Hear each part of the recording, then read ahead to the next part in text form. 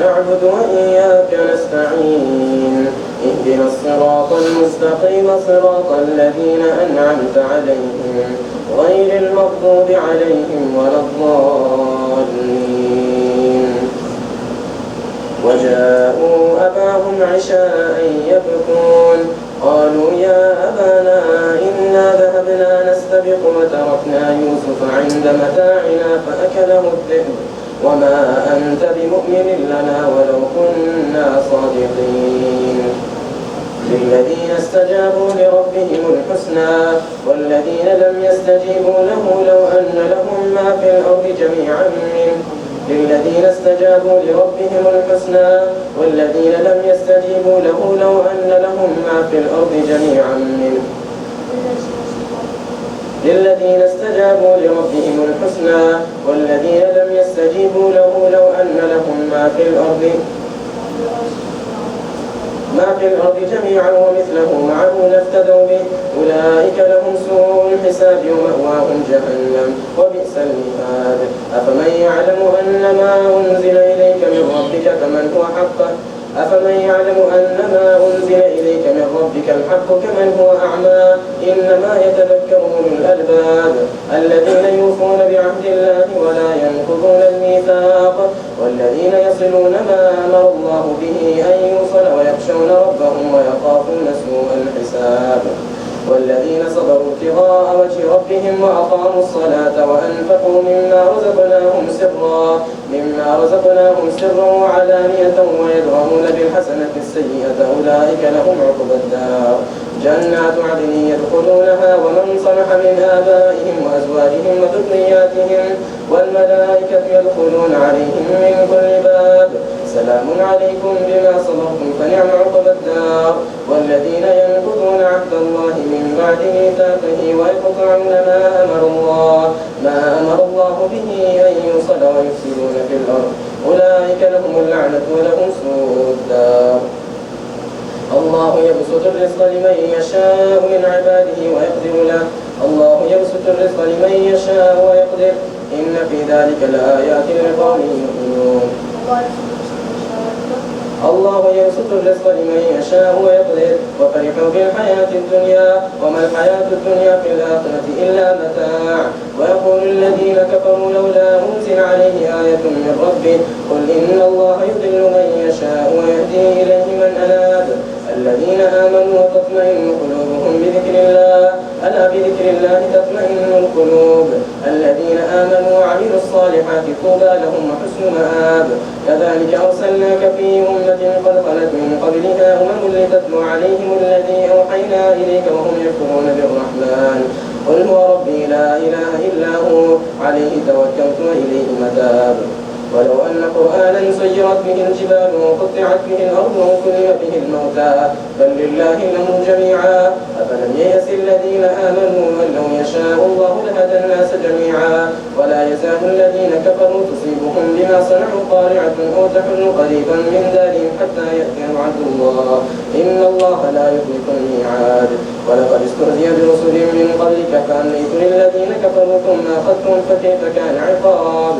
أفمن هو قائم على كل نفس بما كسبت وجعلوا لله شركاء قل سموهم أم تنبئونه بما لا يعلم في الأرض أم بظاهر من القول بل زين للذين كفروا مكرهم وصدوا عن السبيل ومن يضلل الله فما له من هاد.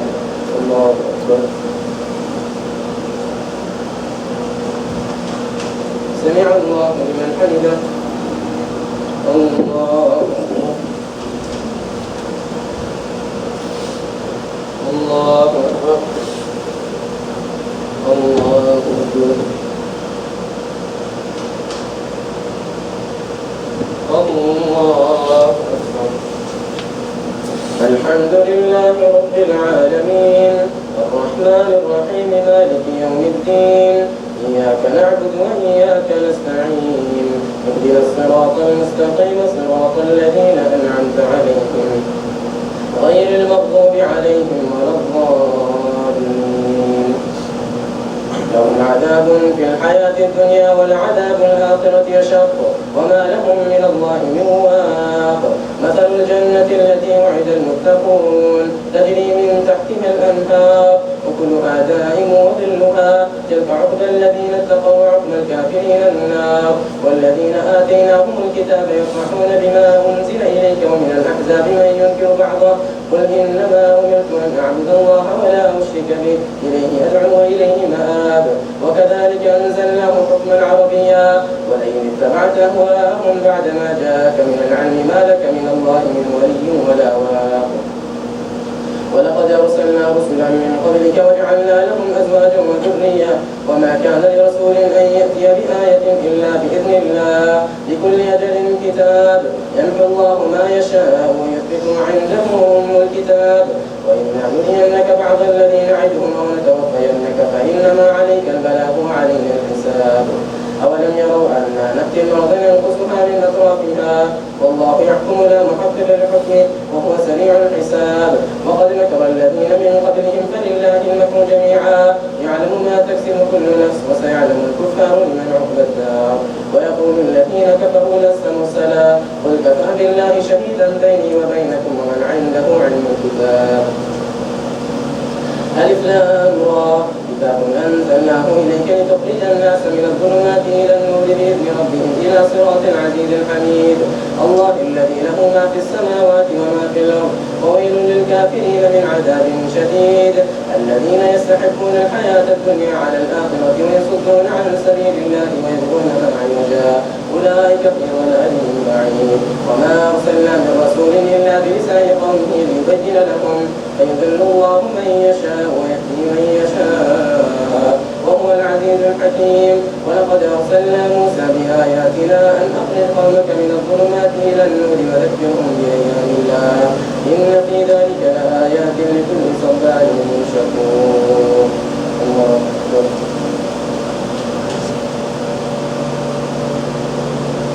سمع الله لمن حمده. الله أكبر. الله أكبر. الله أكبر.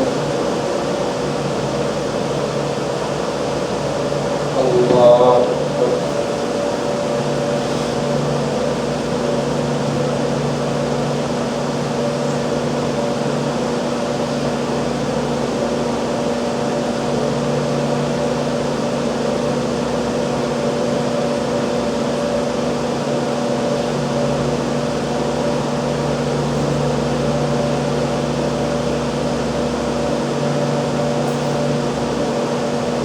السلام عليكم ورحمة الله.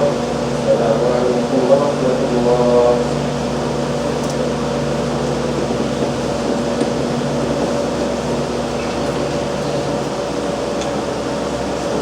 الله أكبر.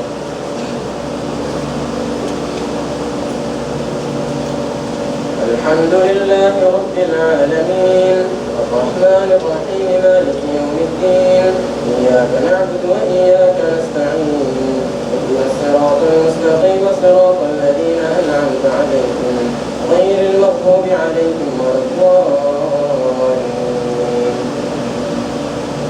وإذ قال موسى لقومه اذكروا نعمة الله عليكم إذ أنجاكم من آل فرعون يسومونكم سوء العذاب ويذبحون أبناءكم ويستحيون نساءكم وفي ذلكم بلاء من ربكم عظيم. وإذ تأذن ربكم لئن شكرتم لأزيدنكم ولئن كفرتم إن عذابي لشديد. وقال موسى إن تكفروا أنتم ومن في الأرض جميعا فإن الله لغني حميد. ألم يأتكم نبأ الذين من قبلكم قوم نوح وعاد وثمود والذين من بعدهم لا يعلمهم إلا الله جاءتهم رسلهم بالبينات فردوا أيديهم في أفواههم وقالوا إنا كفرنا بما أرسلتم به وإنا لفي شك مما تدعوننا إليه مريب. قالت رسلهم أفي الله شك فاطر السماوات والأرض يدعوكم ليغفر لكم من ذنوبكم ويغفركم إلى أجل مسمى قالوا إن أنتم إلا بشر مثلنا تريدون أن تصدوا ويصدون عما كان يعبد آباؤنا فأتونا بسلطان مبين. قالت لهم رسلهم إن نحن إلا بشر مثلكم ولكن الله يمن على من يشاء من عباده وما كان لنا أن نأتيكم بسلطان إلا بإذن الله وعلى الله فليتوكل المؤمنون. وما لنا ألا نتوكل على الله وقد هدانا سبلنا ولنصبرن على ما آذيتمونا وعلى الله فليتوكل المتوكلون. وقال الذين كفروا لرسلهم لنخرجنكم من أرضنا أو لتعودن في ملتنا فأوحى إليهم ربهم لنهلكن الظالمين ولنسكننكم الأرض من بعدهم ذلك لمن خاف مقامي وخاف وعيد. واستفتحوا وخاف كل جبار عنيد من ورائه جهنم ويسقى من ماء صديد يتجرعه ولا يكاد يسيغه ويأتيه الموت من كل مكان وما هو بميت ومن ورائه عذاب غليظ. مثل الذين كفروا بربهم أعمالهم كرماد اشتدت به الريح في يوم عاصف لا يقدرون مما كسبوا على شيء ذلك هو الضلال البعيد. ألم تر أن الله خلق السماوات والأرض بالحق إن يشأ يذهبكم ويأتي بخلق جديد وما ذلك على الله بعزيز. الله أكبر. سمع الله لمن حمده. الله أكبر.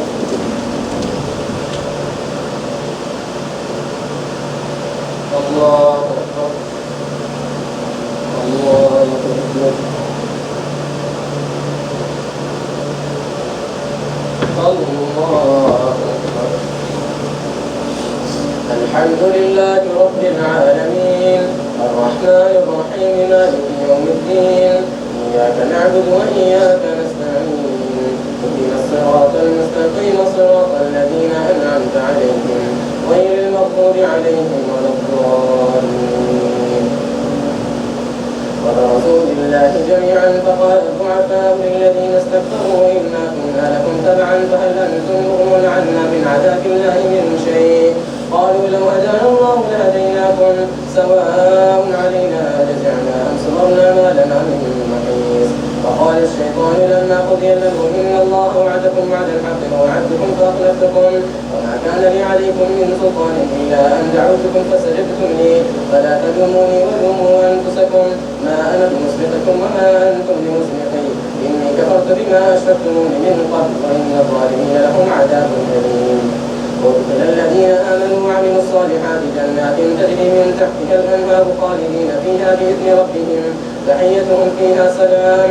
ألم تر كيف ضرب الله مثلا كلمة طيبة كشجرة طيبة أصلها ثابت وفرعها في السماء تؤتي أكلها كل حين بإذن ربها ويضرب الله الأمثال للناس لعلهم يتذكرون. ومثل كلمة خبيثة كشجرة خبيثة اجتثت من فوق الأرض ما لها من قرار يثبت الله الذين آمنوا بالقول الثابت في الحياة الدنيا وفي الآخرة ويذل الله الظالمين ويفعل الله ما يشاء. ألم تر إلى الذين بدلوا نعمة الله كفرا وأحلوا قومهم دار البوار جهنم يصلونها وبئس القرار وجعلوا لله أندادا ليضلوا عن سبيله قل تمتعوا فإن مصيركم إلى النار. قل لعبادي الذين آمنوا يقيموا الصلاة وينفقوا مما رزقناهم سرا وعلانية من قبل أن يأتي يوم لا بيع فيه ولا خلال. الله الذي خلق السماوات والأرض وأنزل من السماء ماء فأخرج به من الثمرات رزقا لكم وسخر لكم الفلك لتجري في البحر بأمره وسخر لكم الأنهار وسخر لكم الشمس والقمر دائبين وسخر لكم الليل والنهار وآتاكم من كل ما سألتموه وإن تعدوا نعمة الله لا تحصوها إن الإنسان لظلوم كفار. وإذ قال إبراهيم رب اجعل هذا البلد آمنا واجنبني وبني أن نعبد الأصنام. الله سمع الله لمن حمده. الله أكبر.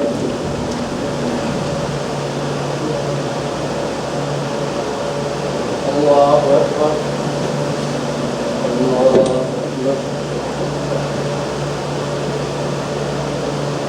الله أكبر.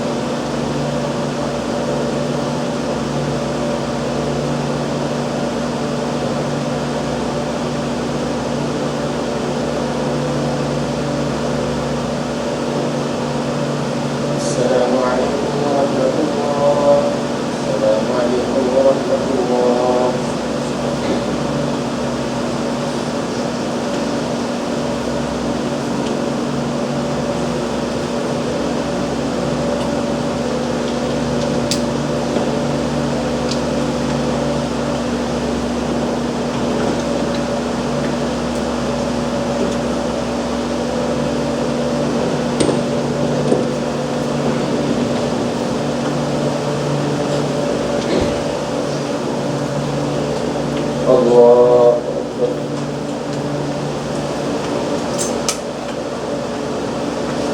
الحمد لله رب العالمين الرحمن الرحيم مالك يوم الدين إياك نعبد وإياك نستعين اهدنا الصراط المستقيم صراط الذين أنعمت عليهم غير المغضوب عليهم ولا الضالين.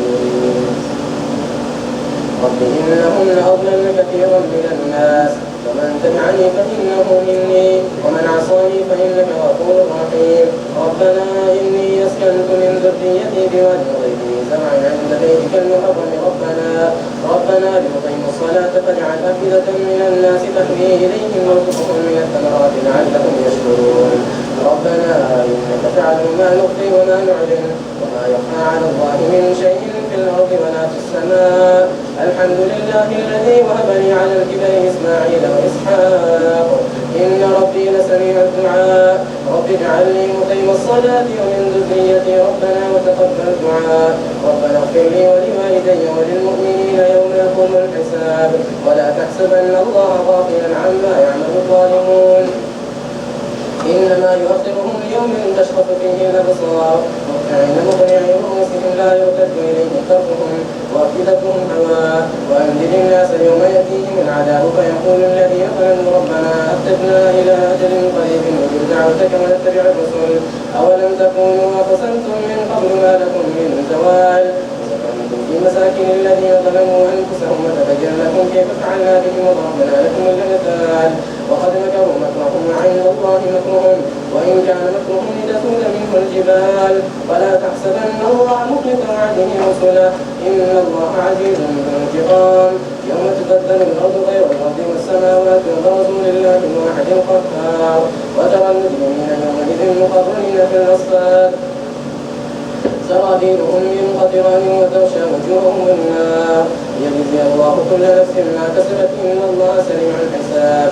هذا بلاغ للناس ولينذروا به وليعلموا أنما هو إله واحد وليذكر أولو الألباب. الله أكبر.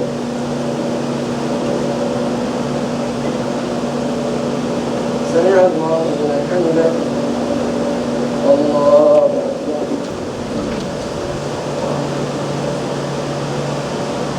الله أكبر.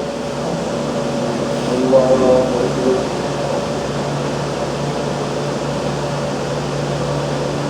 الله أكبر. الحمد لله رب العالمين الرحمن الرحيم مالك يوم الدين إياك نعبد وإياك نستعين اهدنا الصراط المستقيم صراط الذين أنعمت عليهم غير المغضوب عليهم ولا الضالين.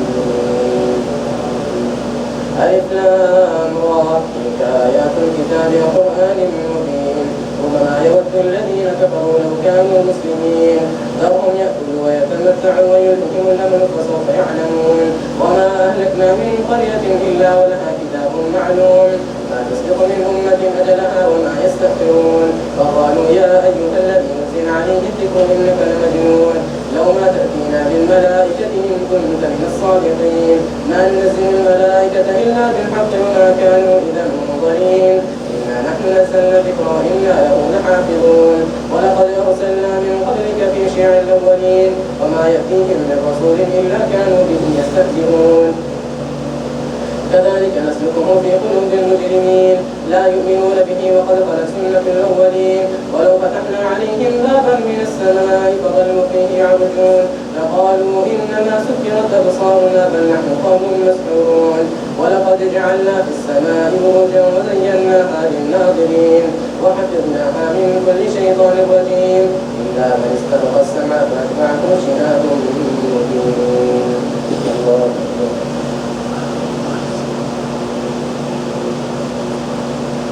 سمع الله لمن حمده.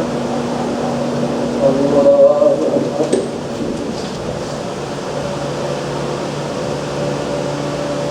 الله أكبر. الله أكبر. الله أكبر.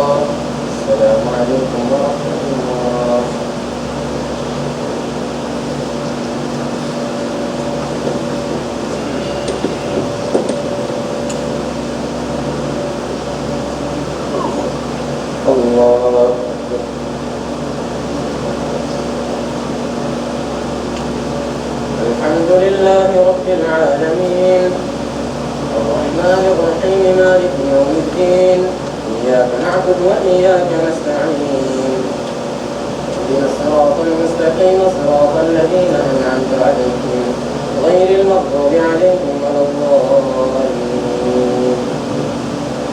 والأرض مددناها وألقينا فيها رواسي وأنبتنا فيها من كل شيء موزون وجعلنا لكم فيها معايش ومن لستم له برازقين وإن من شيء إلا عندنا خزائنه وما ننزله إلا بقدر معلوم وأرسلنا الرياح لواقح فأنزلنا من السماء ماء فأسقيناكموه وما أنتم له بخازنين وإنا لنحن نحيي ونميت ونحن الوارثون ولقد علمنا المستقدمين منكم ولقد علمنا المستأخرين وإن ربك هو يحسبهم إنه حكيم عليم ولقد خلقنا الإنسان من صلصال من حمأ مسنون والجان خلقناه من قبل من نار السموم وإذ قال ربك للملائكة إني خالق بشرا من صلصال من حمأ مسنون فإذا سويته ونفخت فيه من روحي فقعوا له ساجدين فسجد الملائكة كلهم أجمعون إلا إبليس استكبر وكان من الكافرين قال يا إبليس ما لك ألا تكون مع الساجدين قال لم أكن لأسجد لبشر خلقته من صلصال من حمأ مسنون الله أكبر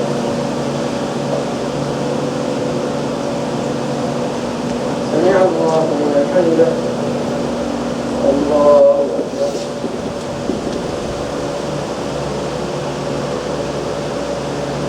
الله أكبر الله أكبر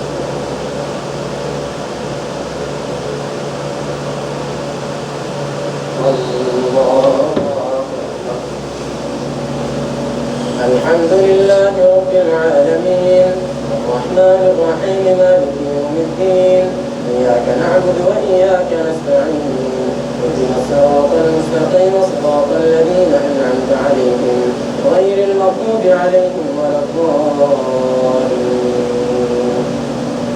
قال فاخرج منها فإنك رجيم وإن عليك اللعنة إلى يوم الدين قال رب فأنذرني إلى يوم يبعثون قال فإنك من المنظرين قال رب بما أغويتني لأزينن لهم في الأرض ولأغوينهم أجمعين إلا عبادك منهم المخلصين قال هذا صراط علي مستقيم إن عبادي ليس لك عليهم سلطان إلا من اتبعك من الغاوين وإن جهنم لموعدهم أجمعين لها 7 أبواب لكل باب منهم جزء مقسوم إن المتقين في جنات وعيون ادخلوها بسلام آمنين ونزعنا ما في صدورهم من غل إخوانا على سرر متقابلين لا يمسهم فيها نصب وما هم منها بمخرجين نبئ عبادي أني أنا الغفور الرحيم وأن عذابي هو العذاب الأليم ونبئهم عن ضيف إبراهيم إذ دخلوا عليه فقالوا سلاما قال إنا منكم مؤمنون الله أكبر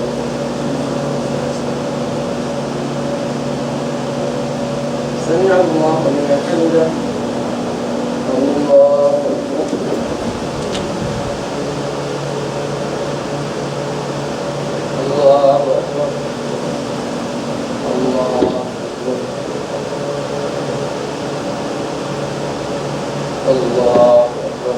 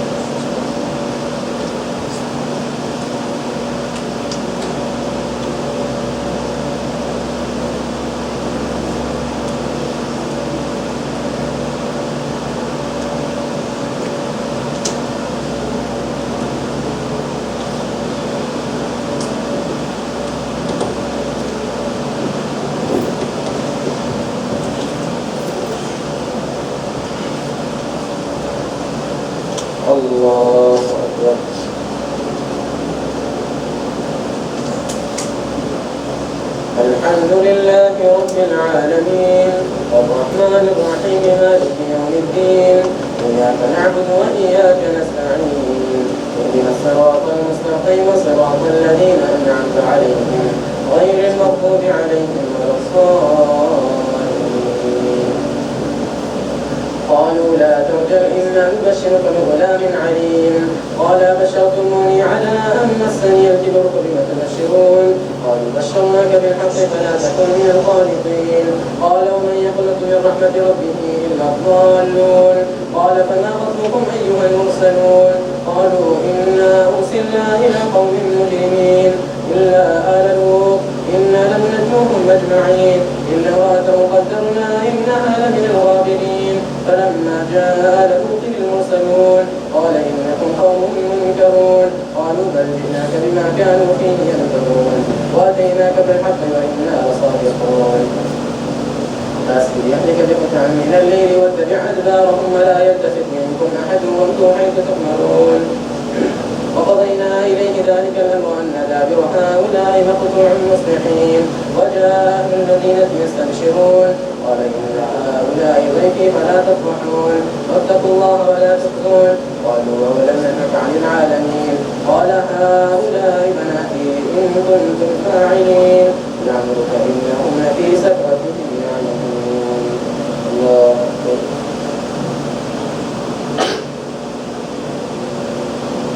سمع الله لمن حمده. الله أكبر.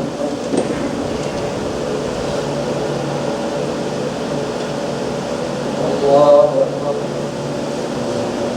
الله أكبر.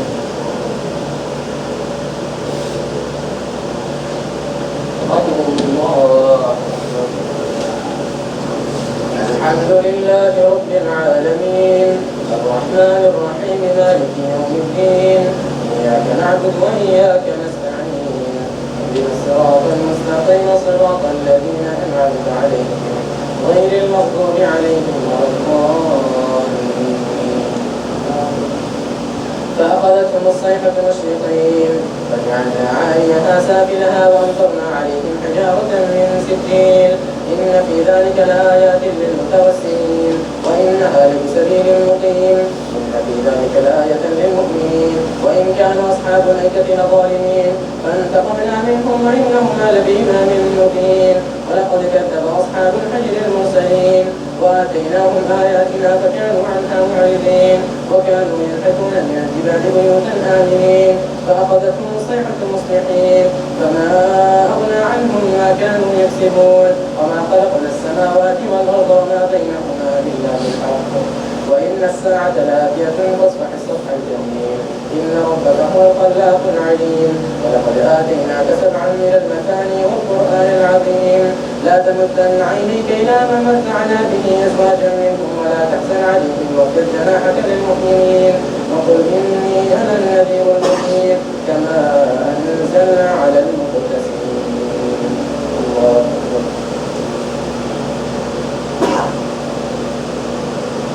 سمع الله لمن حمده. الله أكبر.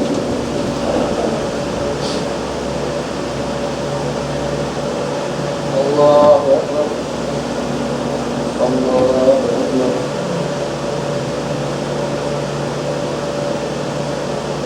الله أكبر.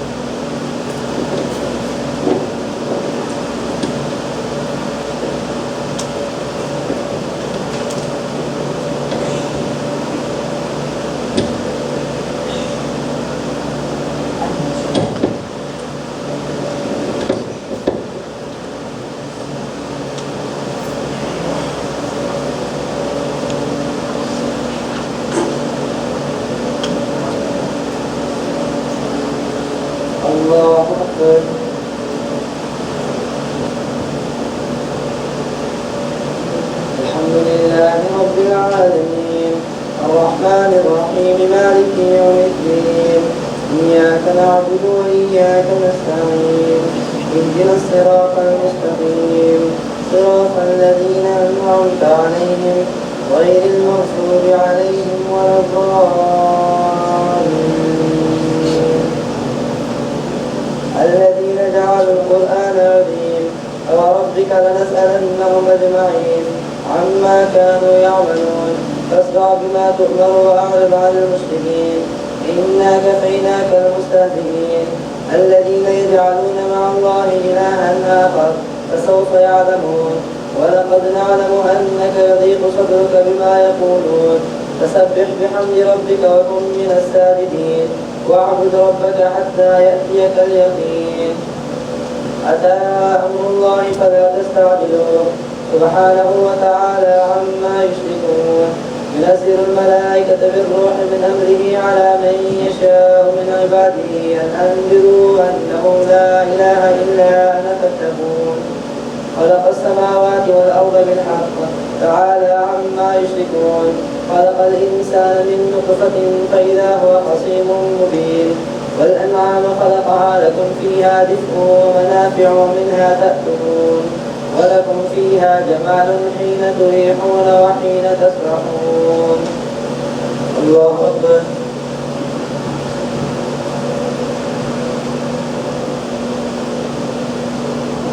سمع الله لمن حمده الله أكبر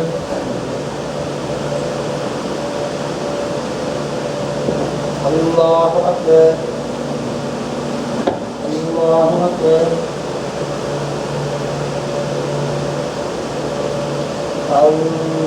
الله أكبر الحمد لله رب العالمين الرحمن الرحيم مالك يوم الدين إياك نعبد وإياك نستعين اهدنا الصراط المستقيم صراط الذين أنعمت عليهم غير المغضوب عليهم ولا الضالين وتحمل أثقالكم إلى بلد لم تكونوا بالغيه إلا بشق الأنفس إن ربكم لرؤوف رحيم والخيل والجبال والحمير لتركبوها وزينة ويخلق ما لا تعلمون وعلى الله قصد السبيل ومنها جائر ولو شاء لهداكم أجمعين هو الذي أنزل من السماء ماء لكم منه شراب ومنه شجر فيه تسيمون ينبت لكم به الزرع والزيتون والنخيل والأعناب ومن كل الثمرات إن في ذلك لآية لقوم يتفكرون وسخر لكم الليل والنهار والشمس والقمر والنجوم مسخرات بأمره إن في ذلك لآيات لقوم يعقلون وما ذرأ لكم في الأرض مختلفا ألوانه إن في ذلك لآية لقوم يذكرون وهو الذي سخر البحر لتأكلوا منه لحما طريا وتستخرجوا منه حلية تلبسونها وترى الفلك مواخر فيه ولتبتغوا من فضله ولعلكم تشكرون الله أكبر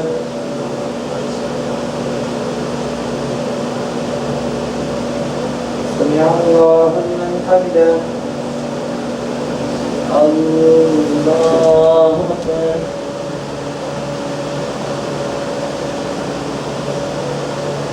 الله أكبر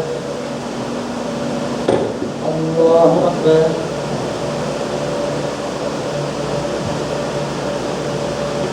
الله أكبر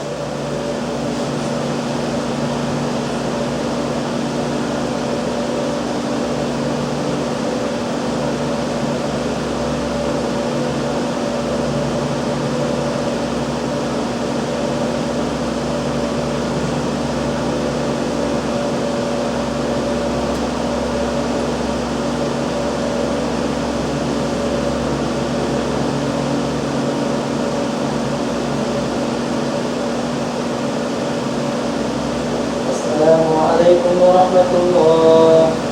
السلام عليكم ورحمة الله.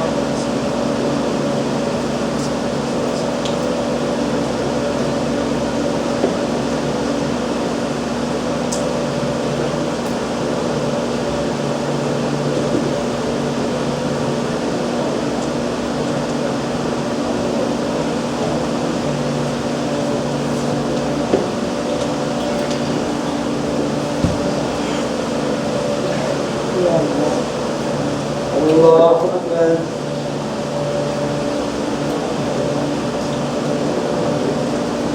الحمد لله رب العالمين الرحمن الرحيم مالك يوم الدين إياك نعبد وإياك نستعين اهدنا الصراط المستقيم صراط الذين أنعمت عليهم غير المغضوب عليهم ولا الضالين.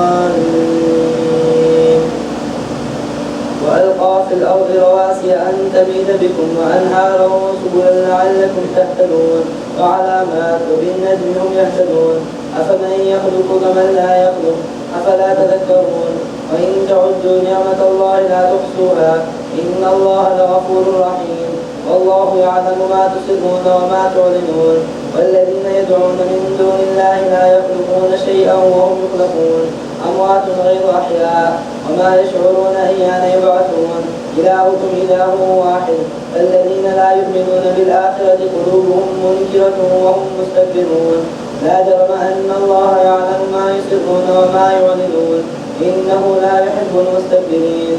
وإذا قيل لهم ماذا أنزل ربكم قالوا أساطير الأولين ليحملوا أوزارهم كاملة يوم القيامة ومن أوزار الذين يضلونهم بغير علم ألا ساء ما يزرون. قد مكر الذين من قبلهم فأتى الله بنيانهم من القواعد فخر عليهم السقف من فوقهم وأتاهم العذاب من حيث لا يشعرون. الله أكبر.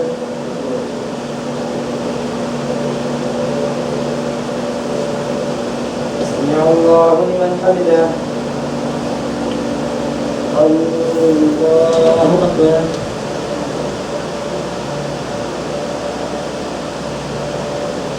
الله أكبر. الله أكبر.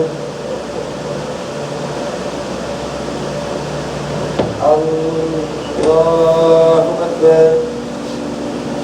الحمد لله رب العالمين الرحمن الرحيم مالك يوم الدين إياك نعبد وإياك نستعين اهدنا الصراط المستقيم صراط الذين أنعمت عليهم غير المغضوب عليهم ولا الضالين. ثم يوم القيامة يخزيهم ويقول أين شركائي الذين كنتم تشاقون فيهم قال الذين أوتوا العلم إن الخزي اليوم والسوء على الكافرين الذين تتوفاهم الملائكة ظالمي أنفسهم فألقوا السلم ما كنا نعمل من سوء بلى إن الله عليم بما كنتم تعملون فادخلوا أبواب جهنم خالدين فيها فلبئس مثوى المتكبرين. وقيل للذين اتقوا ماذا أنزل ربكم قالوا خيرا للذين أحسنوا في هذه الدنيا حسنة ولدار الآخرة خير ولنعم دار المتقين. جنات عدن يدخلونها تجري من تحتها الأنهار لهم فيها ما يشاءون كذلك يجزي الله المتقين الذين تتوفاهم الملائكة طيبين يقولون سلام عليكم ادخلوا الجنة بما كنتم تعملون. هل ينظرون إلا أن تأتيهم الملائكة أو يأتي أمر ربك كذلك فعل الذين من قبلهم وما ظلمهم الله ولكن كانوا أنفسهم يظلمون فأصابهم سيئات ما عملوا وحاق بهم ما كانوا به يستهزئون.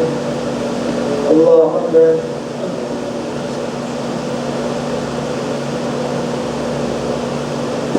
سمع الله لمن حمده. الله أكبر.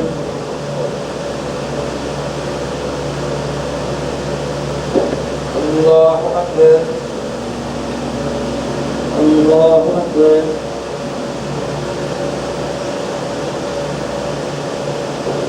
الله أكبر.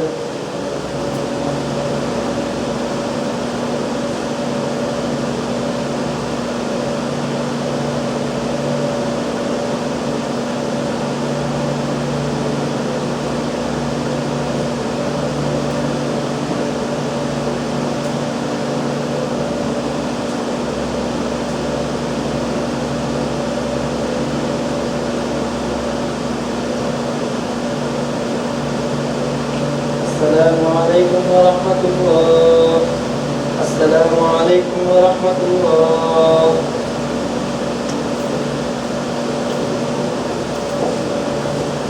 Second translator.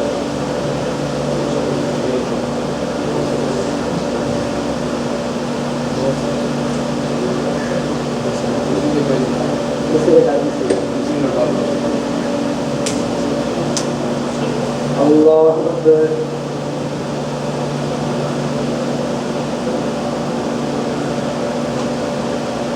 الحمد لله رب العالمين الرحمن الرحيم مالك يوم الدين إياك نعبد وإياك نستعين اهدنا الصراط المستقيم صراط الذين أنعمت عليهم غير المغضوب عليهم ولا الضالين. وقال الذين أشركوا لو شاء الله ما عبدنا من دونه من شيء وقال الذين أشركوا لو شاء الله ما عبدنا من دونه من شيء نحن ولا آباؤنا ولا حرمنا من دونه من شيء كذلك فعل الذين من قبلهم فهل على الرسل إلا البلاغ المبين. ولقد بعثنا في كل أمة رسولا أن يعبدوا الله واجتنبوا الطاغوت فمنهم من هدى الله ومنهم من حقت عليه الضلالة فسيروا في الأرض فانظروا كيف كان عاقبة المكذبين. إن تحرص على هداهم فإن الله لا يهدي من يضل وما لهم من ناصرين. وأقسموا بالله جهد أيمانهم إنهم لمعكم حبطت أعمالهم فأصبحوا خاسرين. وأقسموا بالله جهد أيمانهم لا يبعث الله من يموت فلا وعدا عليه حقا ولكن أكثر الناس لا يعلمون. ليبين لهم الذي يختلفون فيه وليعلم الذين كفروا أنهم كانوا كاذبين. إنما قولنا لشيء إذا أردناه أن نقول له كن فيكون. والذين هاجروا في الله من بعد ما ظلموا لنبوئنهم في الدنيا حسنة ولأجر الآخرة أكبر لو كانوا يعلمون. الذين صبروا وعلى ربهم يتوكلون.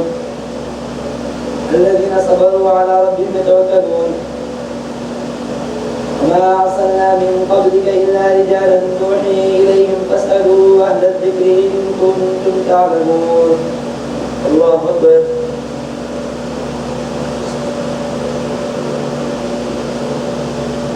سمع الله لمن حمده. الله أكبر. الله أكبر. الله أكبر. الله أكبر. الحمد لله رب العالمين الرحمن الرحيم مالك يوم الدين إياك نعبد وإياك نستعين اهدنا الصراط المستقيم صراط الذين أنعمت عليهم غير المغضوب عليهم ولا الضالين. وما أرسلنا من قبلك إلا رجالا نوحي إليهم فاسألوا أهل الذكر إن كنتم لا تعلمون. بالبينات والزبر وأنزلنا إليك الذكر لتبين للناس ما نزل إليهم ولعلهم يتفكرون. أفأمن الذين مكروا السيئات أن يخسف الله بهم الأرض أو يأتيهم العذاب من حيث لا يشعرون أو يأخذهم في تقلبهم فما هم بمعجزين أو يأخذهم على تخوف فإن ربكم لرؤوف رحيم. أولم يروا إلى ما خلق الله من شيء يتفيأ ظلاله عن اليمين والشمائل سجدا لله وهم داخلون. ولله يسجد ما في السماوات وما في الأرض من دابة والملائكة وهم لا يستكبرون يخافون ربهم من فوقهم ويفعلون ما يؤمرون. الله أكبر.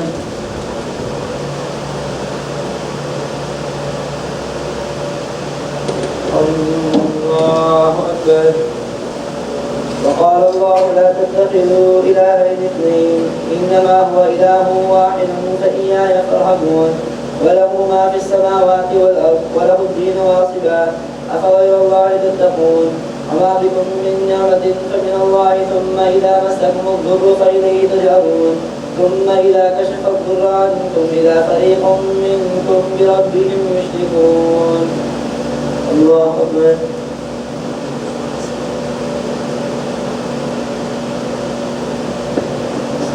الله لمن حمده. الله أكبر.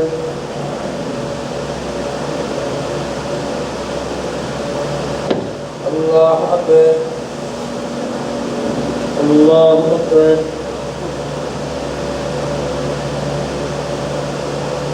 الله أكبر.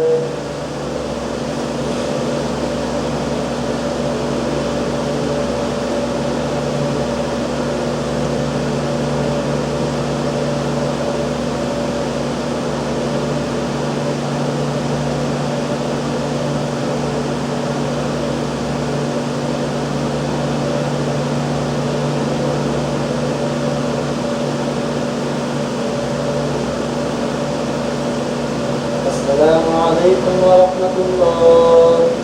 السلام عليكم ورحمة الله.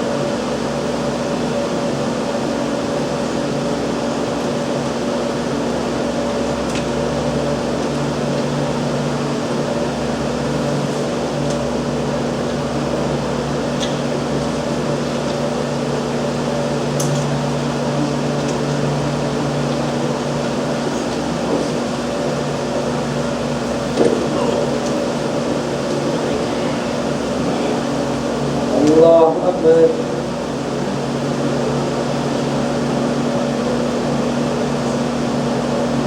الحمد لله رب العالمين الرحمن الرحيم مالك يوم الدين إياك نعبد وإياك نستعين اهدنا الصراط المستقيم صراط الذين أنعمت عليهم غير المغضوب عليهم ولا الضالين ليكفروا بما آتيناهم فتمتعوا فسوف تعلمون ويجعلون لما لا يعلمون نصيبا مما رزقناهم تالله لتسألن عما كنتم تفترون ويجعلون لله البنات سبحانه ولهم ما يشتهون وإذا بشر أحدهم بالأنثى ظل وجهه مسودا وهو كظيم يتوارى من القوم من سوء ما بشر به أيمسكه على هون أم يدسه في التراب ألا ساء ما يحكمون للذين لا يؤمنون بالآخرة مثل السوء ولله المثل الأعلى وهو العزيز الحكيم ولو يؤاخذ الله الناس بظلمهم ما ترك عليها من دابة ولكن يؤخرهم إلى أجل مسمى فإذا جاء أجلهم لا يستأخرون ساعة ولا يستقدمون ويجعلون لله البنات سبحانه ولهم ما يشتهون وإذا بشر أحدهم بالأنثى ظل وجهه مسودا وهو كظيم ويجعلون لله ما يكرهون وتصف ألسنتهم الكذب أن لهم الحسنى لا جرم أن لهم النار وأنهم مفرطون تالله لقد أرسلنا إلى أمم من قبلك فزين لهم الشيطان أعمالهم فهو وليهم اليوم ولهم عذاب أليم تالله لقد أرسلنا إلى أمم من قبلك فزين لهم الشيطان أعمالهم فهو وليهم اليوم ولهم عذاب أليم. الله أكبر.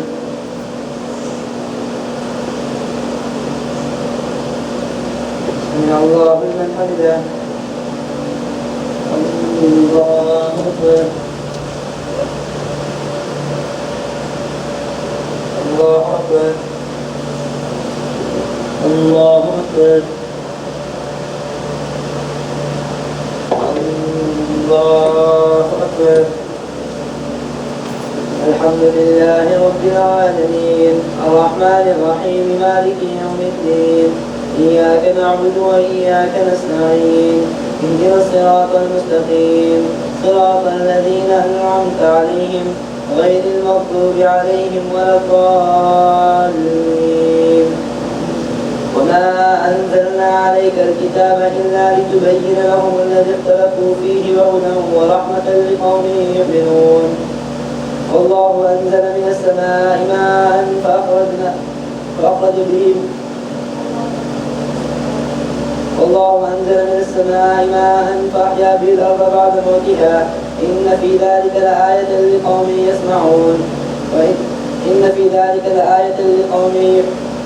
إن في ذلك لآية لقوم يسمعون وإن لكم في الأنعام لعبرة نسقيكم مما في بطونه من بين فرث ودم لبنا خالصا سائغا للشاربين ومن ثمرات النخيل والأعناب تتخذون منه سكرا ورزقا حسنا إن في ذلك لآية لقوم يعقلون وأوحى ربك إلى النحل أن اتخذي من الجبال بيوتا ومن الشجر ومما يعرشون ثم كلي من كل الثمرات فاسلكي سبل ربك ذللا يخرج من بطونها شراب مختلف ألوانه فيه شفاء للناس إن في ذلك لآية لقوم يتفكرون والله خلقكم ثم يتوفاكم ومنكم من يرد إلى أرض العمر لكي لا يعلم بعد علم شيئا إن الله عليم قدير والله فضل بعضكم على بعض في الرزق وما الذين فضلوا براد رزقهم على ما ملكت أيمانهم فهم فيه سواء أفبنعمة الله يجحدون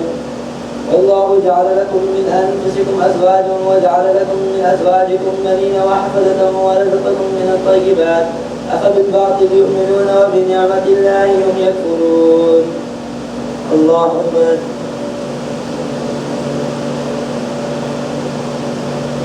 سمع الله لمن حمده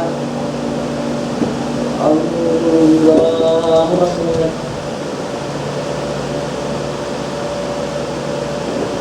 الله أكبر الله أكبر الله أكبر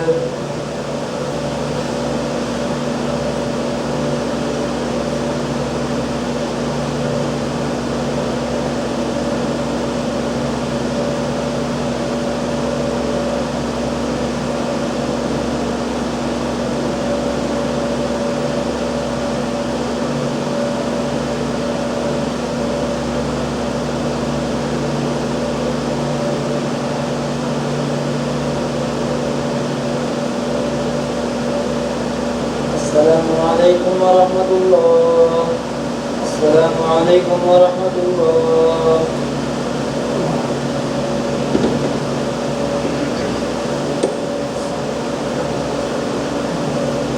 الله أكبر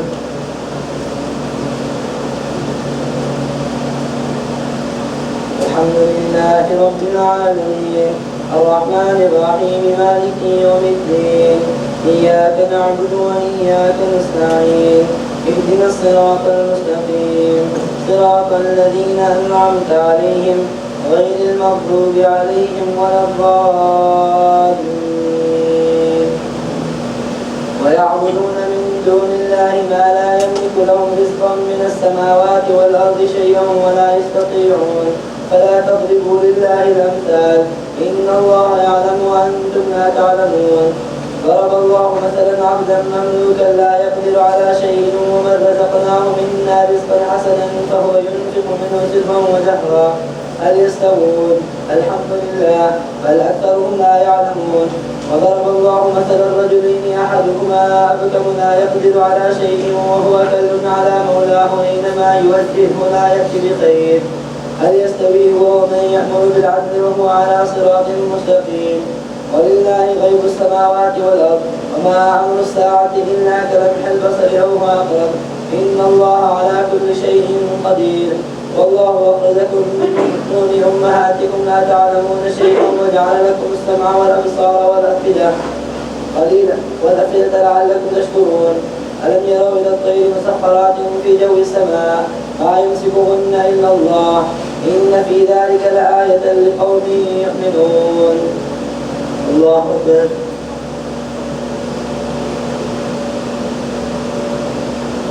سمع الله لمن حمده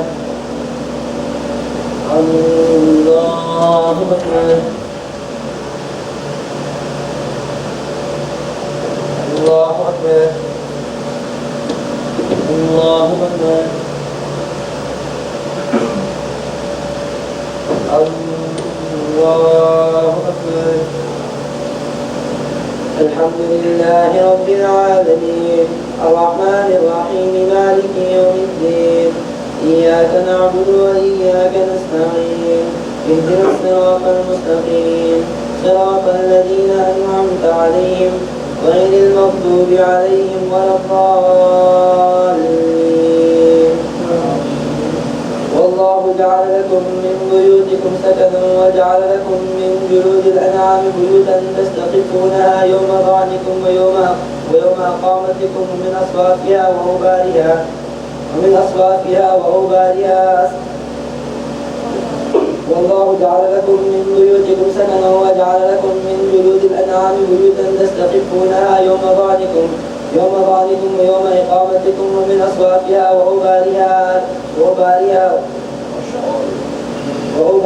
وأشعارها أثاثا ومتاعا إلى حين والله جعل لكم مما خلق ظلالا وجعل لكم من الجبال أكنانا وجعل لكم سرابيل تقيكم الحر وسرابيل تقيكم بأسكم كذلك يتم نعمته عليكم لعلكم تسلمون فإن تولوا فإنما عليك البلاغ المبين يعرفون نعمة الله ثم ينكرونها وأكثرهم الكافرون ويوم نبعث من كل أمة شهيدا ثم لا يؤذن للذين كفروا ولا هم يستعتبون وإذا رأى الذين ظلموا العذاب فلا يخفف عنهم ولا هم ينظرون وإذا رأى الذين أشركوا شركاءهم قالوا ربنا هؤلاء شركاؤنا الذين كنا ندعو من دونك فألقوا إليهم القول إنكم لكاذبون وألقوا إلى الله يومئذ السلام وضل عنهم ما كانوا يفترون. الله أكبر.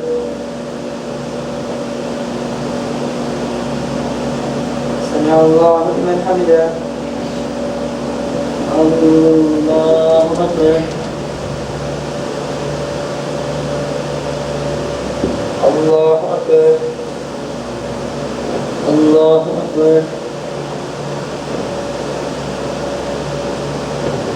الله أكبر.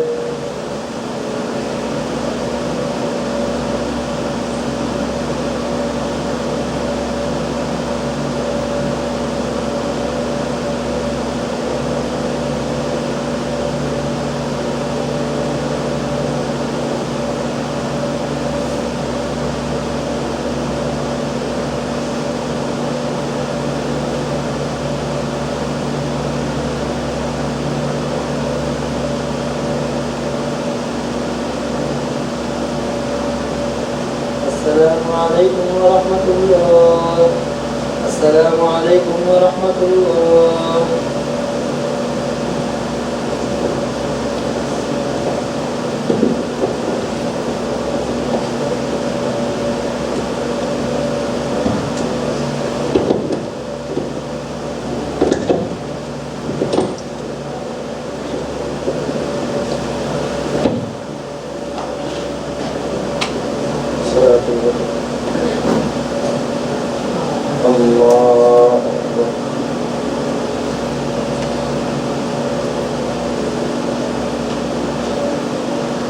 الحمد لله رب العالمين الرحمن الرحيم مالك يوم الدين إياك نعبد وإياك نستعين اهدنا الصراط المستقيم صراط الذين أنعمت عليهم غير المغضوب عليهم ولا الضالين. إنا أنزلناه في ليلة القدر وما أدراك ما ليلة القدر ليلة القدر خير من 1000 شهر تنزل الملائكة والروح فيها بإذن ربهم من كل أمر سلام هي حتى مطلع الفجر. الله أكبر.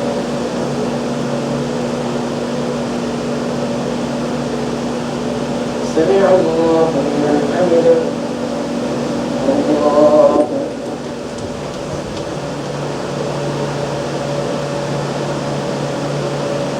الله أكبر. الله أكبر.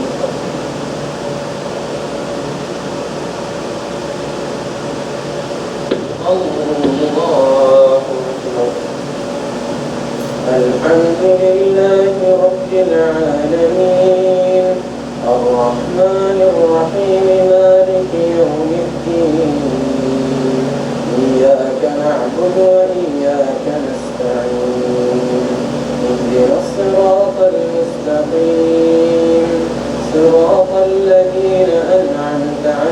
عليهم غير المغضوب عليهم ولا الضالين. أرأيت الذي يكذب بالدين فذلك الذي يدع اليتيم ولا يحض على طعام المسكين فويل للمصلين الذين هم عن صلاتهم ساهون الذين هم يراءون ويمنعون الماعون.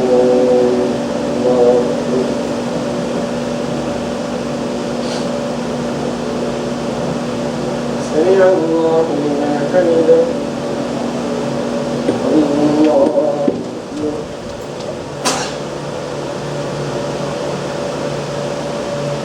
الله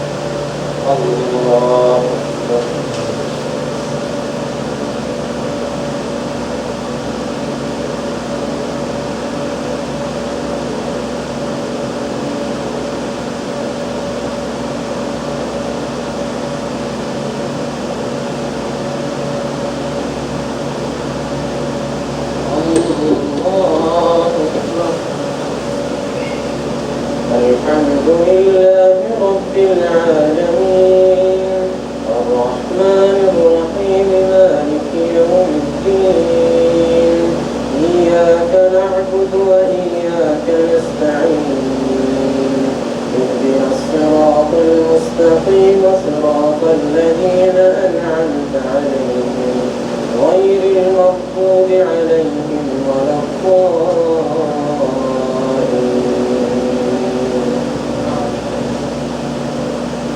قل هو الله أحد الله الصمد لم يلد ولم يولد ولم يكن له كفوا أحد. الله أكبر.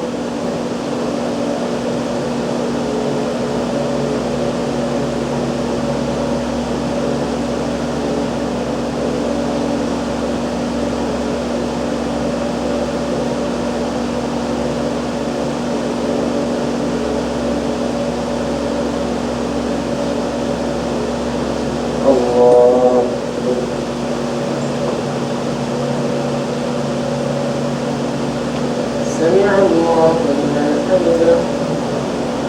الله أكبر.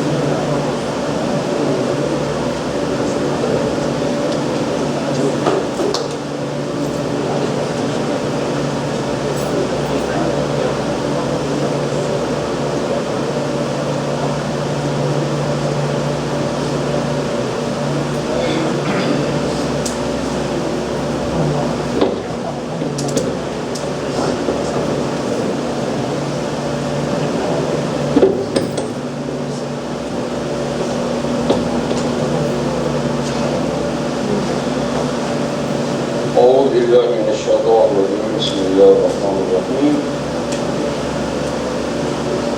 إنه من يتقي ويصبر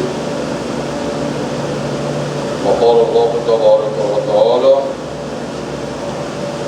ربنا إني أسكنت من ذريتي بواد غير ذي زرع عند بيتك المحرم ربنا ليقيموا الصلاة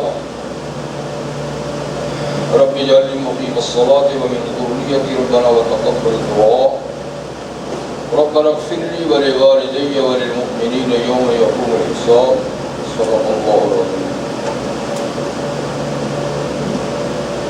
سورہ یوسف علیہ السلام جو کل تلاوت ہوئی تھی، یوسف علیہ السلام کا ایک جملہ، یوسف علیہ السلام بڑی آزمائشیں اور ابتلا سے گزرے، شروع میں بھائیوں کے حسد کا نشانہ بنے، کنویں میں ڈالا گیا، قافلے پہ بکے، اور پھر مصر کے بازار میں بھی آپ کو بیچا گیا، اور عزیز مصر کے گھر میں بڑی عزت و توقیر سے رہے، لیکن ایک بہت بڑی آزمائش میں وہاں پڑے، اور آزمائش میں پڑنے کے بعد پھر جیل میں گئے، اور جیل سے سیدھے اقتدار کی کرسی پہ فائز۔ اسی زمانے میں مصر میں قحط پڑا، قحط سے پہلے انہوں نے بہت اچھا نظام کیا کہ پوری کاشت کے قابل زمین کی کاشتکاری کی اور اناج کو محفوظ رکھا۔ پھر اگلے جو 7 سال قحط کیا ہے تو اس میں مصر والوں اور آس پاس کے لوگوں میں اس اناج کو بڑی عمدگی کے ساتھ تقسیم کیا، تو یوں دنیا قحط سے بچی۔ کنعان سے ان کے بھائی بھی اناج لینے کے لیے مصر آئے، اور ایک دفعہ آئے چلے گئے، دوبارہ چھوٹے بھائی کو لے کر آئے تو بھائی کو روک لیا، پھر واپس گئے، اور پھر والد نے ان کو بھیجا۔ تو یہ ایک طویل زمانہ تھا، 40 سال یا اس سے بھی زیادہ کا، جو یوسف علیہ السلام والد سے پچھلے رہے، اور والد ان کے غم میں کھلتے رہے، یہاں تک کہ ان کی بینائی بھی چلی۔ بالآخر اللہ تعالیٰ نے یہ راز کھولا، اور بھائیوں پر اپنا راز انہوں نے کھولا کہ میں یوسف ہوں، جس کے ساتھ تمہارا یہ برتاؤ رہا۔ پھر انہوں نے معذرت کی، لا تثریب علیکم اليوم، جو ہوا اللہ کی تقدیر سے ہوا، اور میں تم پہ کوئی الزام نہیں لگاتا، بس ہو گیا۔ لیکن انہوں نے کامیابی کا ایک گر بتایا، بس وہ آپ کو بتایا۔ انہوں نے بھائیوں سے کہا کہ بات یہ ہے، انہو، میں یہاں کیسے پہنچا؟ تم نے تو مجھے ختم کر دیا تھا، کنویں میں ڈال کے مار دیا تھا، قافلے پہ بیچ کے مجھے گم کر دیا تھا، لیکن میں یہاں تک کیسے پہنچا؟ انہو من یتقی ویصبر۔ دیکھو، جو آدمی تقوی کی زندگی گزارے گا، اللہ کے قانون کا احترام کرے گا، قانون کے مطابق چلے گا، ویصبر، اور اللہ کی طرف سے آئی ہوئی مسائل اور مشکلات پر صبر کرے گا، تو اس کو ہی یہ مقام ملتا ہے۔ تو فلاح اور کامیابی دو چیزیں، تقوی اور صبر۔ اللہ تعالیٰ نے سورہ آل عمران میں 2 جگہ اس امت کو ہمیں یہی گر بتایا کہ تم دشمنوں کے مقابلے میں اگر کامیابی حاصل کرنا چاہتے ہو تو تصبروا وتتقوا، صبر کرو، تقوی اختیار کرو، لا یضرکم کیدہم شیئا، تو دنیائی کفر کے مکر و فریب تمہارا کچھ بھی نہیں بگاڑ سکے گا، کچھ بھی نہیں بگاڑ سکے گا، صرف یہ کہ تم تقوی۔ سورت کے پھر سورہ آل عمران آخر میں اللہ تعالیٰ نے فرمایا کہ مشرکین اور اہل کتاب یہ تمہیں زبانی طور پہ بھی ستائیں گے، عملی طور پہ بھی تم ان سے دکھ اٹھاؤ گے، زبانی طور پہ بھی یہ تمہیں ستائیں گے، لیکن اگر تم صبر اختیار کرو گے، تقوی اختیار کرو گے، تو یہ تمہارا کچھ نہیں بگاڑ سکتے۔ تو 3 آیتیں قرآن میں ہیں جو کامیابی کی چابی ہمیں بتاتی کہ کامیابی کس میں ہے؟ صبر اور تقویٰ۔ صبر کیا ہے؟ ایک اللہ کی طرف سے آنے والی مصیبتیں جو مقدر ہیں ان پر زیادہ دکھ کا اظہار نہ کرنا اور ان مصیبتوں کو جائز طریقے سے دور کرنے کی کوشش کرنا، ناجائز طریقے اختیار نہ کرنا۔ ایک دوسرا، اللہ تعالیٰ کی عبادت پر جو مشکلات آتی ہیں ان مشکلات سے صبر کرنا اور عبادت کو نہ چھوڑنا۔ اور تیسرا، گناہوں سے صبر کرنا۔ نفس گناہوں سے صبر نہیں کرتا، دوڑ کے جاتا ہے، لیکن اس کو کنٹرول میں رکھنے کی نہیں، ادھر نہیں جانے دوں گا، ادھر نہیں آتا، اس کو کہنا ادھر لاؤں گا تجھے، یہ صبر، یہ تین چیزوں کا نام صبر ہے۔ اور اپنے پروگرام کو جاری و ساری رکھنا اور اس میں کسی کی پرواہ نہ کرنا، یہ صبر ہے۔ تقویٰ کیا ہے؟ یہ لمبی چوڑی بات ہے لیکن میں مختصر مثال سے بتاتا ہوں۔ دل میں ایک ایسی کیفیت کا پیدا کرنا کہ وہ کیفیت آدمی کو گناہ سے روکے۔ اگر گناہ ہو جائے، گناہ اگر ہو جائے تو وہ کیفیت آدمی کو اس وقت تک بے چین کرے جب تک کہ توبہ نہ کرے۔ اس کیفیت کا نام ہے تقویٰ۔ لیکن اس کا آسان مطلب جو حضرت عمر رضی اللہ عنہ نے ابو ذر غفاری رضی اللہ عنہ سے پوچھا تھا کہ ابو ذر بتاؤ تقویٰ کیا ہے؟ عمر خود سب سے بڑے عالم ہے لیکن آپ پوچھا تقویٰ کیا ہے؟ حضرت ابو ذر نے فرمایا کہ امیر المومنین، آپ کبھی ایک ڈنڈی پہ گئے ہوں گے، ڈنڈی کو آپ جانتے ہوں گے، پہاڑی رستے میں جو پہاڑ پہ چڑھنے کے جو تنگ سے رستے نہیں کا بل کھاتے ہوئے جاتے ہیں، تنگ سے رستے، ادھر بھی جھاڑی ادھر بھی جھاڑی ادھر بھی کانٹے ادھر بھی کانٹے، بیچ سے مشکل سے آدمی گزر کے جاتے، اس کو پھر ڈنڈی کرتے۔ تو آپ کبھی کسی پہ ڈنڈی پہ تو گئے ہوں گے، آپ نے کہا ہاں باہر آ گیا ہوں۔ تو فرمایا آپ کیسے جاتے ہیں اس رستے میں؟ کیونکہ ادھر بھی کانٹے ہیں ادھر بھی کانٹے ہیں ادھر بھی۔ کہا میں اپنے جسم اور کپڑوں کو کانٹوں سے بچا کر سمٹا کے جاتا ہوں۔ تو ابو ذر نے فرمایا بس حضرت زندگی کے رستے میں گناہوں کے کانٹوں سے خود کو بچاتے بچاتے چلے جانا، یہ تقویٰ ہے۔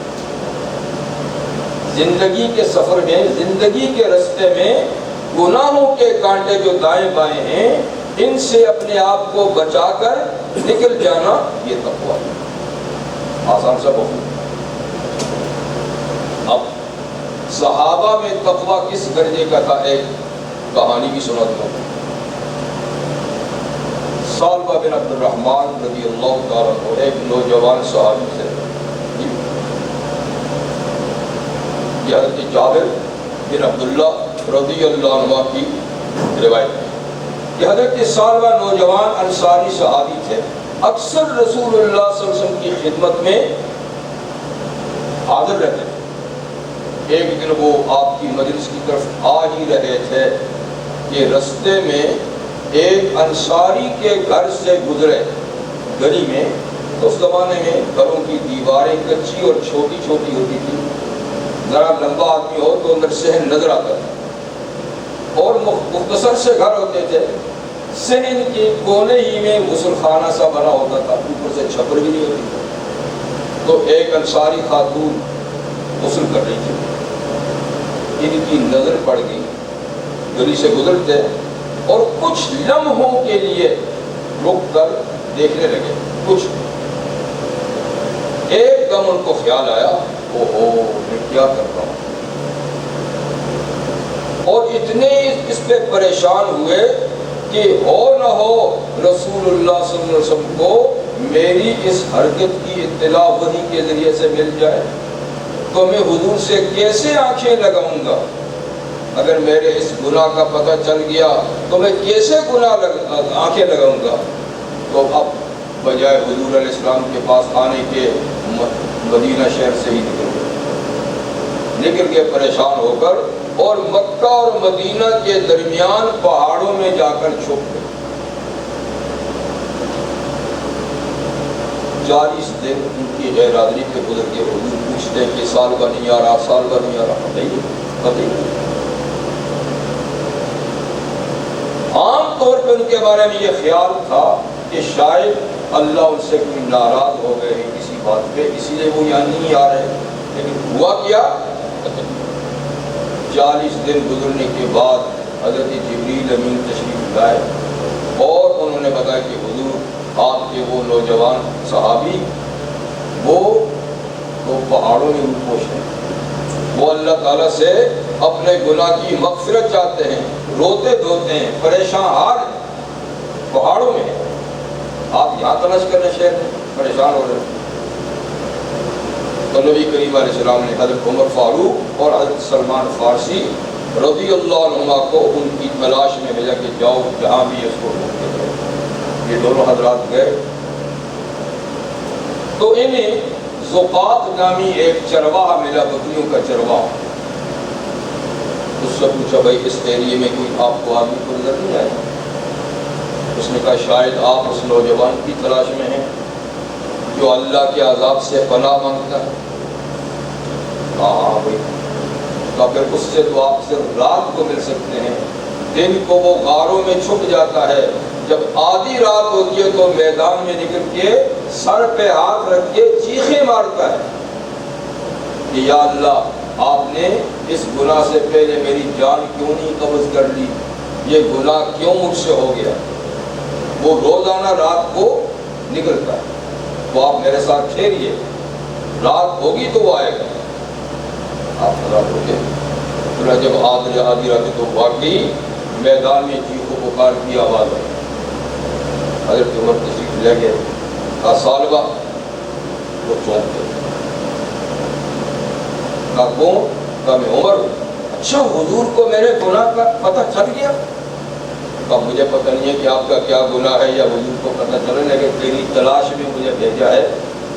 کہا اچھا عمر ایک وعدہ مجھ سے کرو، میں تمہارے ساتھ جانے کے لیے تیار ہوں، لیکن مجھے فوراً حضور علیہ السلام کے سامنے مت لے جانا، ایسے وقت میں مسجد میں لے جانا جب جماعت کھڑی ہو چکی ہو، حضرت بلال تکبیر کہہ چکے ہوں، حضور نماز سٹارٹ کر چکے ہوں، تو مجھے مسجد میں لے جانا، یوں ہی جاتے میری نظریں نہیں پڑ سکتی۔ ٹھیک ہے، میں ان کو لے کر آیا، باقی نماز کا ٹائم تھا، صحن میں ان کو چھوڑا اور خود وہ نماز میں شریک ہوئے اور وہ دھڑام سے گرے اور بے ہوش ہو گئے۔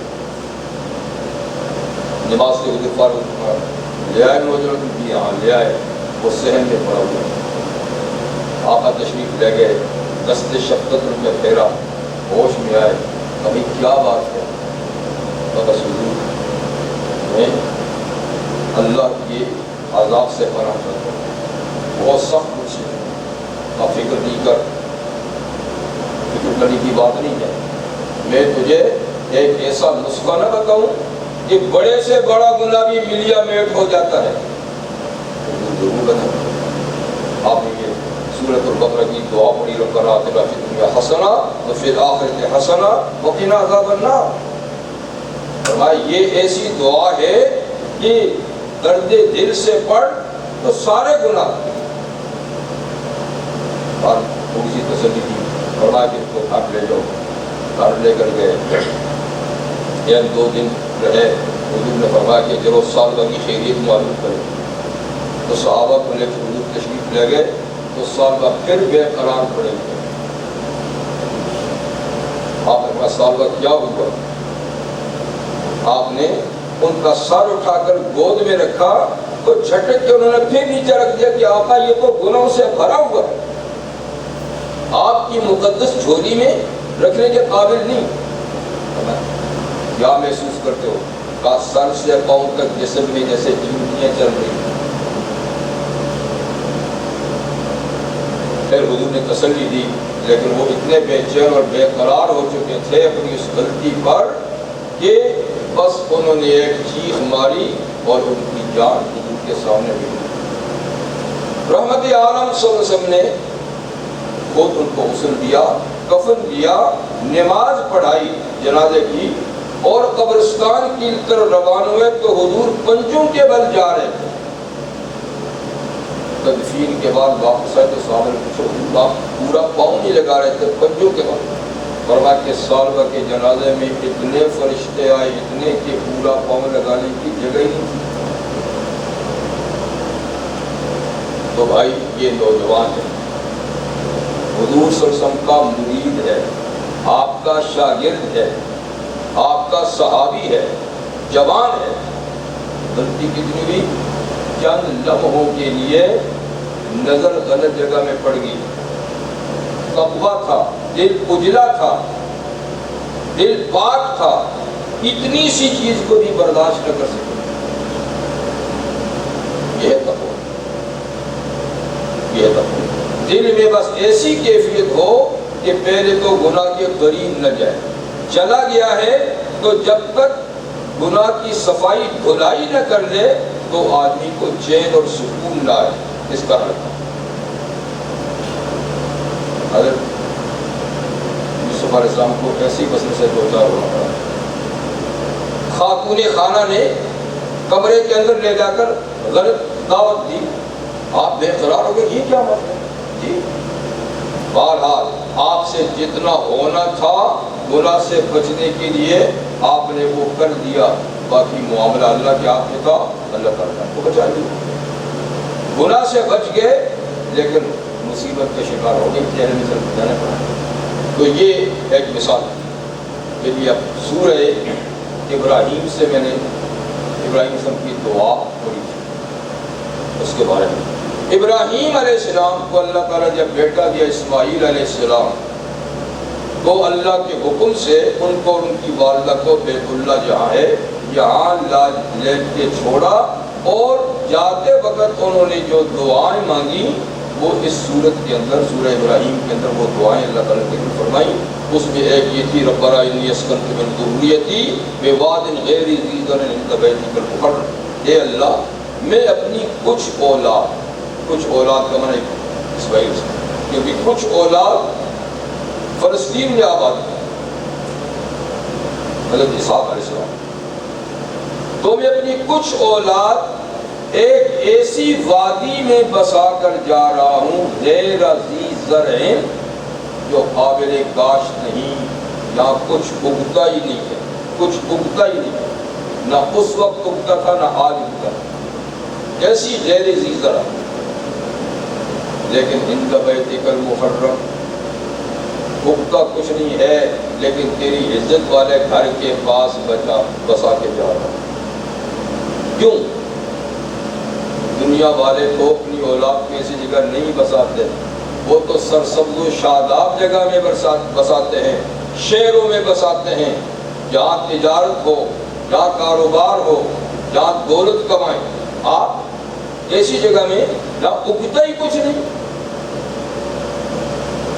عند بیتک المحرم ربنا لیقیموا الصلاۃ. اے اللہ میں بھی جانتا ہوں یہاں کچھ اگتا نہیں، یہاں کارخانہ نہیں، بزنس نہیں، کچھ نہیں، پر اس لیے بساتا ہوں کہ یہاں تیری عزت کا گھر آباد ہونا ہے، اور اس لیے بساتا ہوں تاکہ یہ میری اولاد نماز کرے. تو دیکھیے ایک خلیل اللہ کی آرزو ہے، ایک آج ہم لوگوں کی آرزو. ہماری تمنا آرزو کیا ہوتی ہے؟ اگر انڈیا پاکستان میں امریکہ بھیجے بچوں سرسبز خوب کمائیں گے، انگلینڈ بھیجیں، یورپ بھیجیں، ایسا ملک میں بھیجیں جہاں خوب کمائیں. ایک ہمارا خیال، ایک اللہ کے نبی کا خیال ہے کہ یوں سرسبز علاقہ تو شام کا ہے لیکن دین کے لحاظ سے جتنا سرسبز مکہ ہے اتنا دنیا میں کوئی حصہ ہی نہیں، اتنا کوئی حصہ ہی نہیں. تو اس لیے میں لایا ہوں کہ یہاں اس سرسبز علاقے میں عبادت کریں. یہاں کی عبادت دنیا میں کسی جگہ میں ایسی عبادت نہیں صرف یہاں. تو بہرحال انبیاء کرام کی سوچ ہے، ہمیں بھی اپنی سوچیں ایسی ہی رکھنی چاہیے. یہ سب سے مقدم چیز ہے. پھر آخر میں ان کی دعا رب اجعلنی مقیم الصلاۃ. اے اللہ مجھے خود بھی نمازی بنا اور نماز قائم کرنے والا، رب اجعلنی، یہ خلیل اللہ کی دعا۔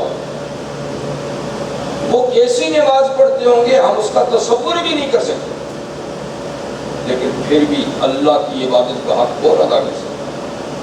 پھر بھی ان کی دعا ہے اللہ مجھے بالکل ٹھیک نماز پڑھنے والا بنا، مقیم الصلاۃ ومن ذریتی، اور میری اولاد میں سے بھی ٹھیک نماز پڑھنے والے بنا۔ اصل میں نماز جو اللہ تعالیٰ کے قریب تر کرنے والی عبادت ہے، اس کا حق ادا کرنا بڑا مشکل ہے۔ خود رحمت عالم صلی اللہ علیہ وسلم جو ساری کائنات میں سب سے اچھی نماز پڑھنے والے، سب سے اچھی نماز حضور علیہ السلام، لیکن آپ بھی سلام پھیر کر کیا کہتے تھے؟ استغفر اللہ استغفر اللہ استغفر اللہ۔ یعنی اتنی چوٹی کی عبادت اور کرنے والے چوٹی کے انسان، مگر وہ بھی کہتے ہیں استغفر اللہ، اے اللہ مجھے معاف کر دے، تیرا جیسا حق تھا نماز کا ادا نہیں کر سکتا، تیری نماز کا جیسا حق تھا تمہارا اللہ تعالیٰ کی حق کوئی ادا نہیں کر سکتا۔ جب نبی نہیں کر سکتے تو اور کون کیا کرے گا؟ تم کی دعا ہے کہ اللہ مجھے ٹھیک نماز پڑھنے والا بنا اور میری اولاد کو دی۔ میرے استاد کے استاد مولانا انور شاہ کشمیری رحمۃ اللہ علیہ، شاید آپ نے نام سنا، میں نہیں سنا تھا، وہ بھی آیت من آیات اللہ، اللہ کی نشانیوں میں سے ایک نشانی تھی۔ اللہ تعالیٰ نے جو ان کو حافظہ اور ان کو ذہن دیا تھا، وہ بھی ایک مثال ہی تھی کہ جب وہ کسی کتاب کو ایک دفعہ دیکھ لیتے تو پھر کبھی بھی دیکھ لیتے، تو وہ چلتی پھرتی لائبریری تھی۔ جو کتاب ایک دفعہ دیکھی، ہر مسئلے کا صفحہ تک ان کو معلوم تھا کہ فلاں صفحے پر یہ مسئلہ، اللہ نے ایسا ان کو۔ وہ ایک دفعہ دارالعلوم دیوبند میں پڑھاتے تھے، استاد تھے، شیخ الحدیث تھے، تو کچھ میلوں پر گنگوہ ایک دوسری آبادی ہے، وہ علامہ رشید احمد گنگوہی رحمہ اللہ بھی اس زمانے کے بہت بڑے اللہ کے ولی اور بہت بڑے عالم تھے، ان کی زیارت کے لیے تشریف لے گئے اور پیدل سفر تھا، پیدل تشریف لے گئے، کئی میل، 14 میل 15 میل گئے تو حضرت سے فرمانے لگے کہ آپ نے پوچھا کہ کیسے آنا ہوا؟ کبھی اس لیے آیا ہوں کہ آپ دعا کریں کہ میں ٹھیک نماز پڑھنے والا بن جاؤں۔ ایک محدث، مفسر اور ایک فقیہ اور اتنا بڑا عالم کہ اس کی کوئی مثال ہی اس زمانے میں نہیں، نہ اس کے بعد بھی ایسی مثال۔ وہ بھی اپنی نماز کے بارے میں اپنے بزرگوں کہتے ہیں کہ آپ دعا کریں، اس لیے آیا ہوں 14-15 میل سفر کر کے کہ میں ٹھیک نماز پڑھنے والا بن جاؤں۔ انہوں نے بھی جواب میں کیا فرمایا؟ ہاں بھائی، ہاں بھائی، اگر نماز ٹھیک ہوگی تو سارا معاملہ ٹھیک ہوگا۔ نماز ٹھیک ہوگی۔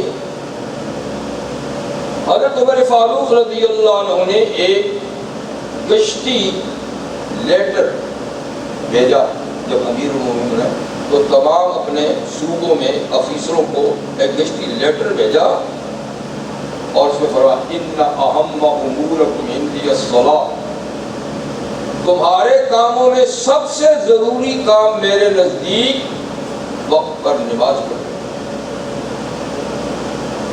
اس لیے کہ جو نماز کا پابند ہے وہ باقی کام بھی اس کے ٹھیک ہوں گے، اور جو نماز کا پابند نہیں، جو نماز کو ضائع کرتا ہے وہ ناقابل اعتماد ہے، اس کے اور کام بھی ٹھیک نہیں ہوں گے۔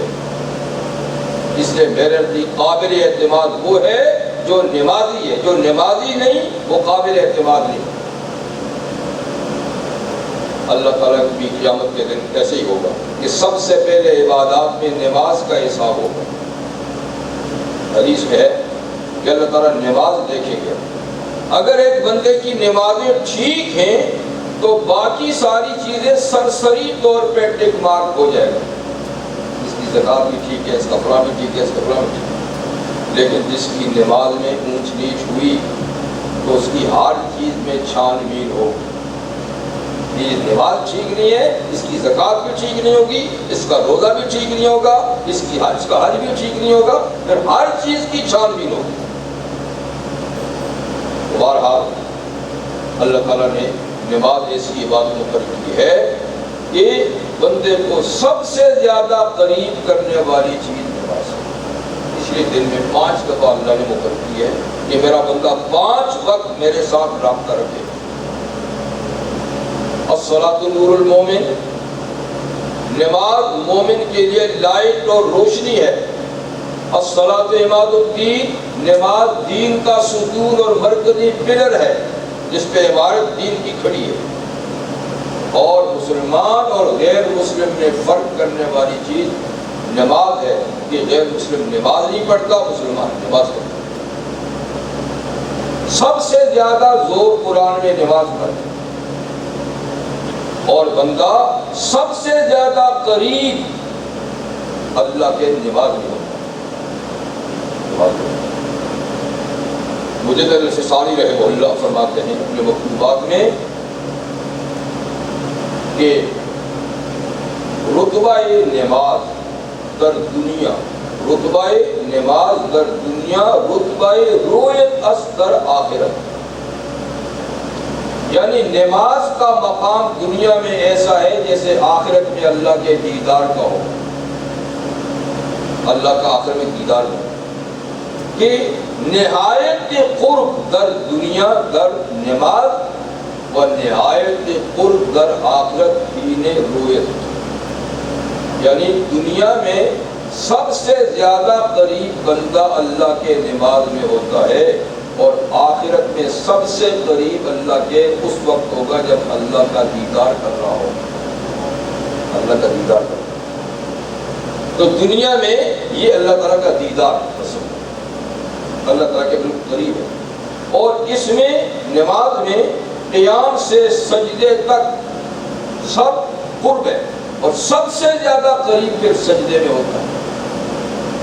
سجدے میں سب سے قریب ہوتا ہے جیسا کہ بندے کا سر اللہ کے قدموں.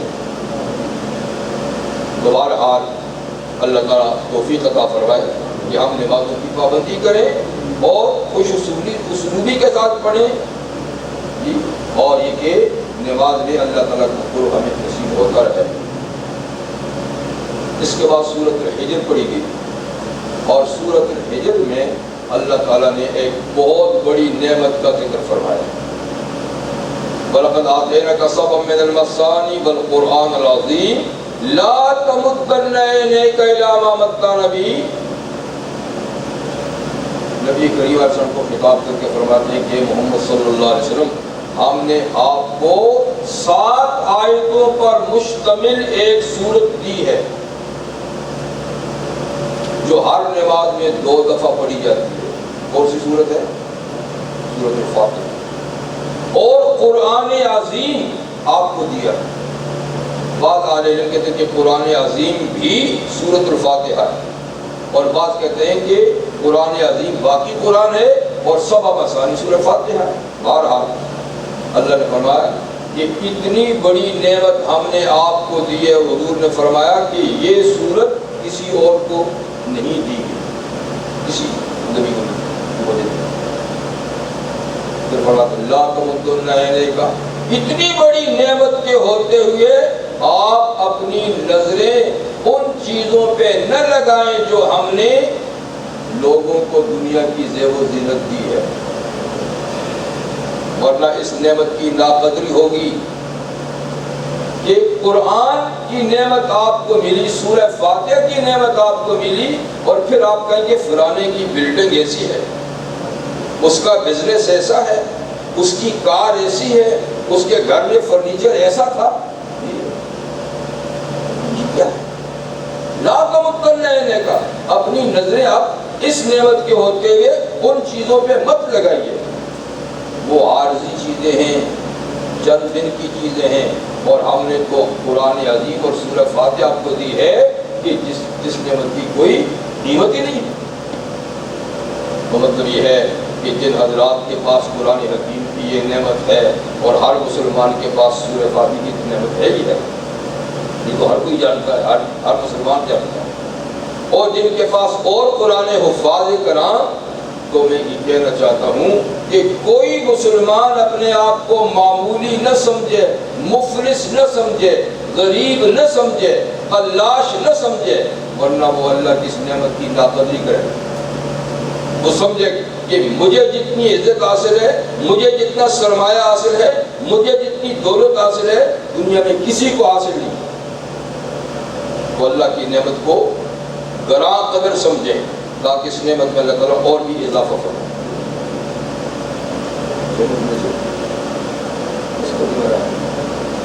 سورہ نحل میں وہ تھوڑی سی رہتی ہے، چلیے سورہ نحل میں بات انشاءاللہ کرتے ہیں۔ سورہ نحل اور سورہ اسرائیل، بنی اسرائیل اور سورہ کہف پر تو پھر 3 صورتیں ہوں گی، کوئی باتیں کر بھی چھوٹی کریں۔